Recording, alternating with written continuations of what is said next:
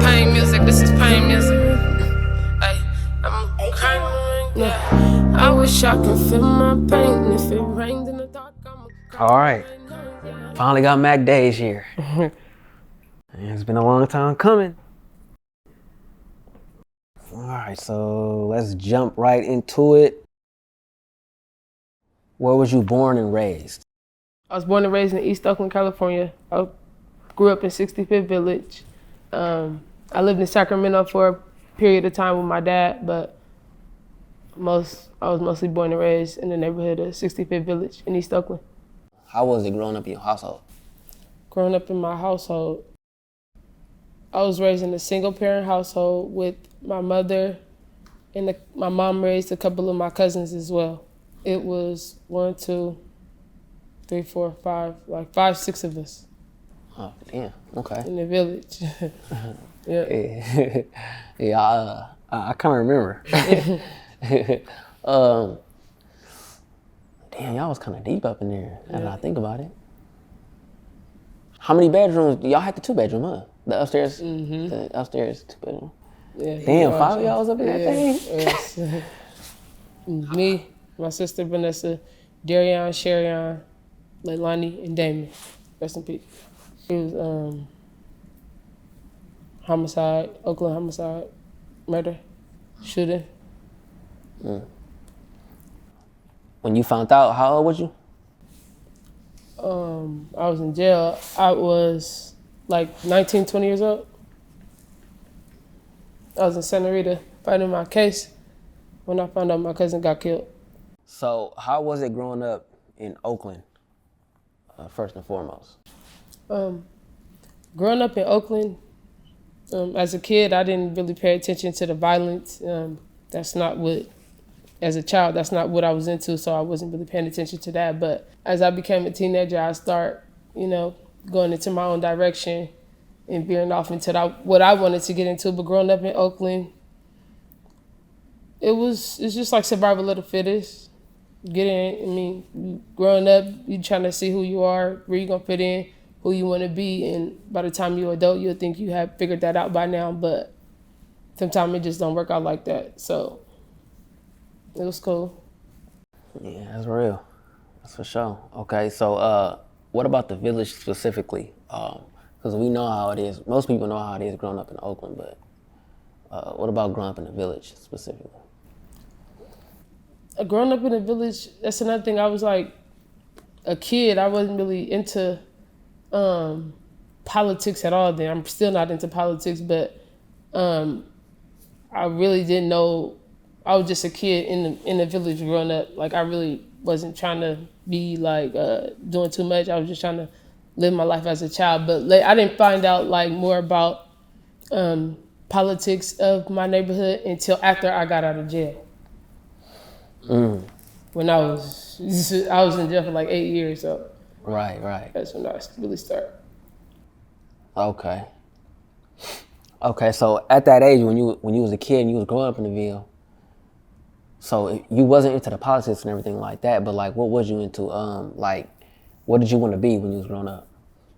I was interested in the politics, but I wasn't really focused on that. I did have my curiosities about it, but I wasn't focused on that. I was focused on school. I was focused on trying to go to college. I was focused on having a job and getting money and just not certain things. I was just trying to get my life together. I just ended up going in the wrong direction, and that's what led to that. But I know you're gonna get into that. But yeah, okay. Growing up in the village, it was cool though. All right, for sure. I love the village. Like you said, I'm finna get right into it right now. So when you was growing up, like at what point did your route change, like in life, that led you down a different path? When I was like, when I was like 13 years old, that's when I started running the streets. That's when I was like in the clique. I used to be bad. I used to be doing hella shit. I could cuss. I used to be doing hella shit. I don't like bringing up stuff. I just don't like thinking about that stuff because that's not what I'm into now. I don't like want to promote that, but yeah. And when I was growing up, when I was a teenager and I was doing certain things, I didn't even realize the severity of it. I didn't realize the impact that it would have on me later. I didn't realize even what I was doing. I was just doing it. I was probably, I was just doing it. Man, like you said, you know, when you trying to. I was doing it for money though. I think everything I did had something to do with money. I didn't just do stupid shit. It had the end goal with some money involved. So yeah. You can't be mad at that. Ain't no rules to this shit. So how did you stumble upon rapping? I knew I wanted to rap when I was like 10 years old. I used to be be infatuated with Lil Romeo when he was like a little rapper. When he started rapping when he was like 11 or something, I used to always, that was my favorite rapper when I was a kid. And he made me want to rap when I was a kid. So I used to start writing my own raps, and I started writing raps when I was like 13, 14 years old. That's when I made my first song, and I put it on MySpace, and it went viral on MySpace. I've been going viral. Then my song had like 200K plays back then, and they used to be playing my songs when I was like 13, 14 years old. So I've been rapping, and I've been putting out freestyles when I was like 13, 14. Okay, so that's not something you actually stumbled upon. Like, you've been doing it. Yeah, I've been doing it. Okay, for sure. I'm learning something new every day. I didn't even know that. So speaking of rapping, who is your favorite rapper? Like, I would say now, because you did mention Lil Romeo back in the day, but like. Right now, my favorite rapper, and that's hard because nobody is really. When I think of somebody who as artist-wise, my favorite artist is like between Meek Mill and Lil Durk. So what's wrong with the Bay Area rap scene right now, if there is anything wrong? The Bay Area rap scene,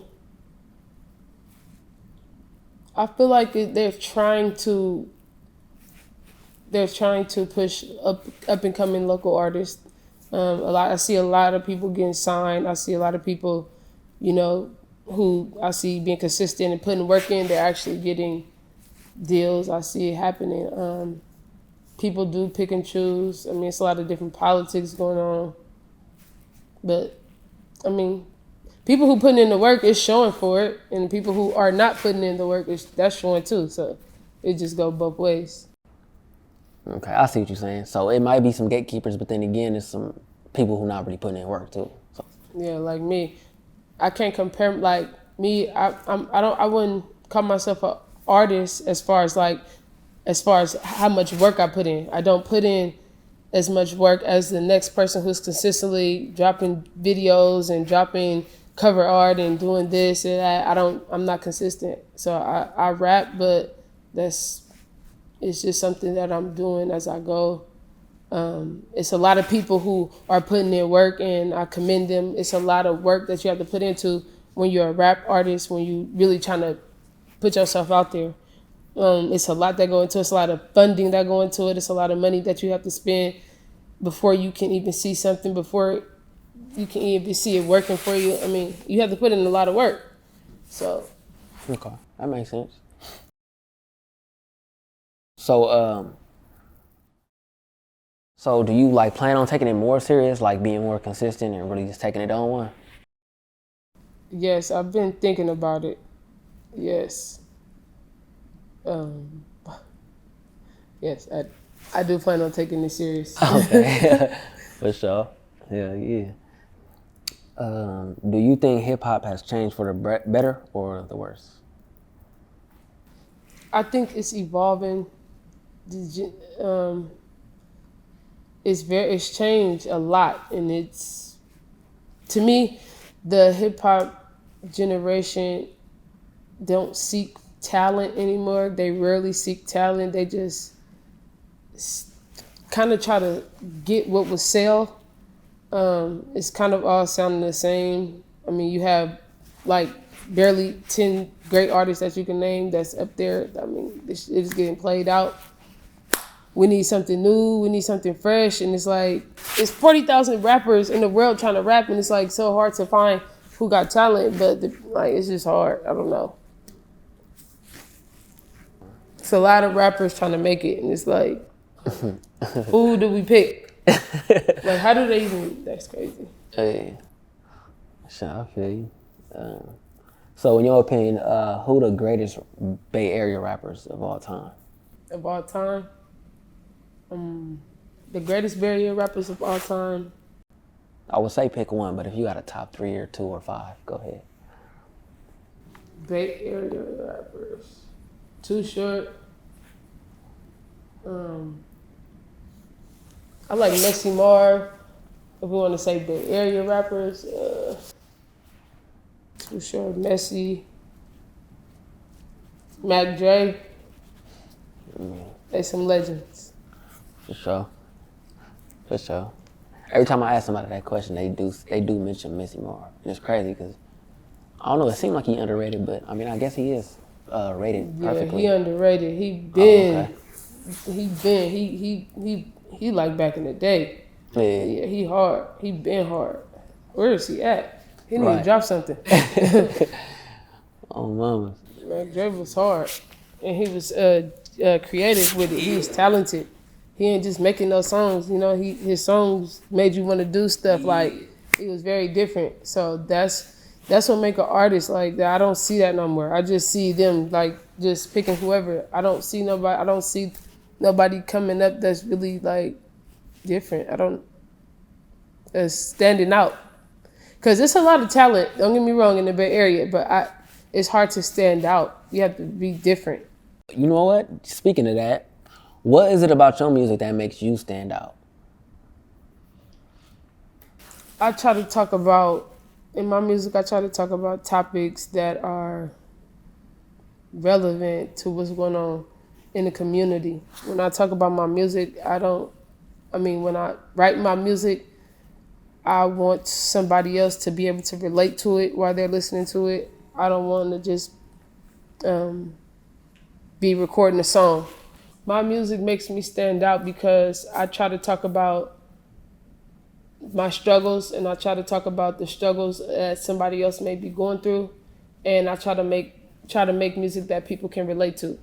It's not a lot of rappers like that no more. It's like they just talking shit, and it's like turned up music and shit like that. Like, I mean, you can still be turned up, but if you spitting that emotional shit, like, you know, yeah, I think that's, you know, that potency. Your music gotta have potency to it, I would say. I mean, it's a time and a place for the turned up music. I mean, I'm pretty sure that somebody may not want to turn my music on if they trying to go party at the club. I don't know. I think my music is good. Somebody else may not.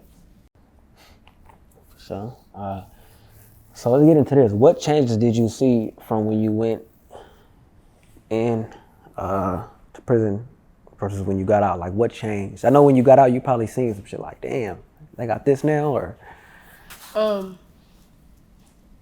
When I went to prison versus when I got out, what changed the most is my perception of things, the way I perceive things. I perceive things different versus a person that's been outside for 8 years. I've just been inside for 8 years. So I came out and I had to readjust. I had to get used to everything again. I had to get used to my interaction with people. I had to get used to different things and technology and everything. I had to learn how to use a phone again. I had to learn everything new when I got out. I felt slow a little bit, but I caught on quick. Yeah. I'm trying to think. When did you go down? I'm thinking. I went to jail in 2012. iPhones was out, wasn't they? Was they? They was. Touchscreens was out. iPhones was out. Yeah. It's not that I hadn't used one. It's just I hadn't used one in hella long. Right. I had a phone inside of jail, but it wasn't an iPhone. Got it. For sure. Like, I hadn't used stove in hella long. I hadn't used hella shit in hella long. And I had to get used to everything again. It was crazy. Damn. That's great. That's like starting life all over again. Well, they had a kitchen in there and a stove, but I didn't. I didn't use cook. I didn't cook in there on the real stove and shit. So, Okay. Was there other stuff that did they let you go to school and stuff like that in there? yes, you can go to school. You can go to work. You can get paid to go to work.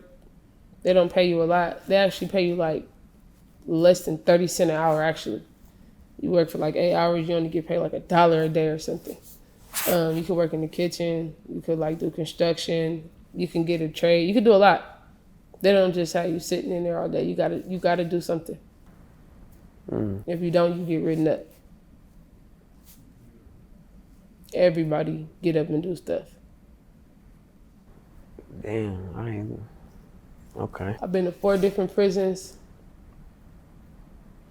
and between 8 and 9 years. I've been to 4 different prisons between 8 and 9 years, and like 1 halfway house.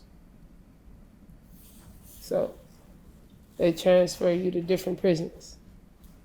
As your time get low, you go to a lower level prisons. So I started off with like 12 years.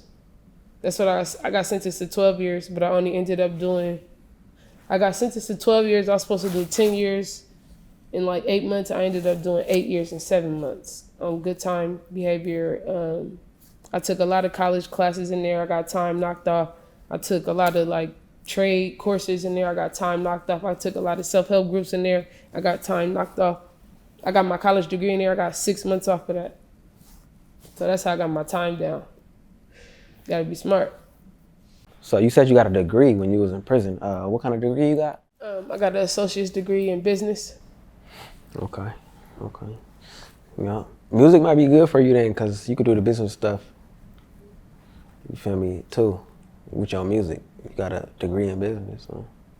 On the business side, yes, it will be. Do they got a lot of options of what you can do in prison, or yes, it's a limited? You could do electrician, you could do plumbing. They have a lot of good resources while you are inside of there. As far as like furthering your education and like resources, if you're trying to like get your children to visit you, if you're trying to like get like a packet, they have a lot of resources to help you while you're in there. They don't just leave you. A lot of people don't have family members and friends to help them while they're in there. Sometimes they have, for the women's prison, sometimes they have like people come out, they give us like food, they cook. They do a lot in the women's prison. I don't think the men get that, but they do a lot. They be having like fast food trucks come and we could buy it. Like Carl's Jr. and KFC and stuff like that. Swear. Yes, I'm not even playing. For real. Damn. But we could order, sometimes they have like sales, so we could order from Costco, like bulk items. We could order like Pizza Hut, Krispy Kreme donuts, shit like that. Okay. When so like how do you get a phone in there? Like when was the first time you got a phone? How you get a phone in the pink day? I bought it from somebody. She got it smuggled in, I don't know. Some kind of way. Yep. She got that thing smuggled in. Oh, mamas. So, what's some of the other reasons why a person would get transferred from prison to prison? Like, is it just when your time get lower, or is it different? Some of the reasons why they transfer female women from prison to prison is from overpopulation. If you have high points, they send you to a higher level prison. If you have low points, they send you to a lower level prison. And when you have low points, that means you have like a mild offense, like your crime wasn't that bad and you don't have many write-ups, you don't have a lot of fights on your record. That's lower level. They send you to like a lower level prison. If you have like a violent crime and you're fighting and you have a lot of write-ups, they send you to a higher level of prison, level 4 prison. Sheesh. Oh, okay. Chowchilla, they have protective custody? No. Oh, you was in Chowchilla? Yes. I was in Chowchilla. No, they don't have protective custody. I was in CIW. They have protective custody. That's in LA. I was at Folsom. They don't have protective custody. And I was at McFarland. They don't have protective custody. So if you're in protective custody, you have to be in Chowchilla. Mm. So they have it. But they don't have them at all of them. I want to go back to the beginning. I want to ask you, when you first got in there, when you first got incarcerated, like, what was going through your mind? Like, how did you feel? When I first got incarcerated, I was scared because I didn't know what to expect. It was like the unknown.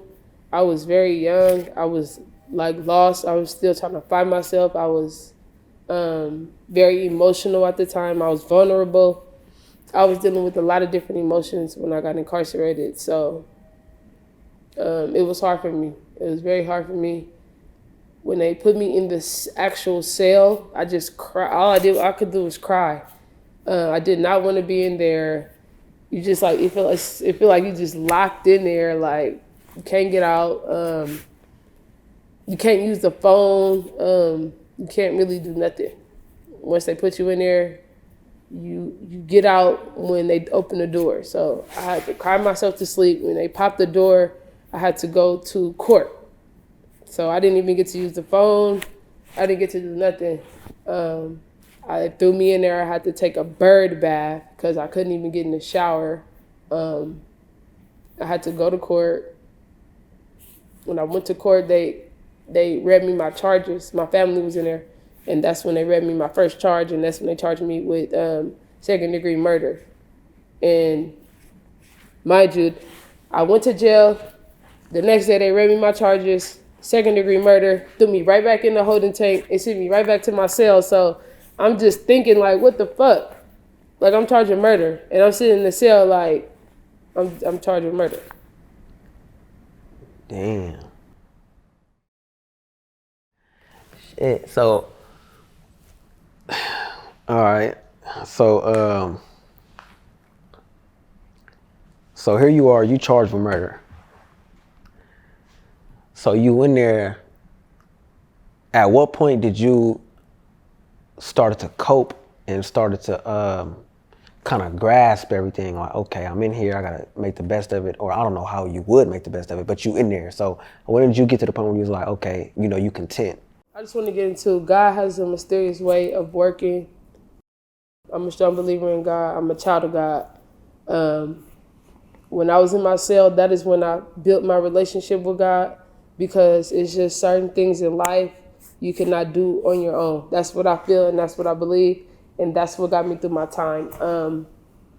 I was put in a cell with somebody who's like my best friend now. Not like that, but that's like my best friend. We did the majority of our time together. I feel like that God put her there for me, because when I got in the cell, like I said, I didn't know. It's like I blacked out. Like I just didn't know nothing. But my cellmate at the time, Smiley, she was there, and it's like she used to encourage me. She used to be like, "You just gotta pray. You just gotta read the Bible. You just gotta like just stay strong. You just gotta stop crying." And she was the same age as me. She was I was 19. She was like 23, 24. She was a little bit older than me. And while she was there, she didn't even know me. I didn't even know her, but she was there and I was there, and she helped me little does she know, she helped me get through my time at that point, because I didn't have nobody. Yeah, I had my family, but nobody understood what I was going through at that time. Only her, because she was there with me in the cell 23 hours out the day. 23? Sometimes all day. Shout out to Smiley. Oh, mamas. Shout out to Smiley.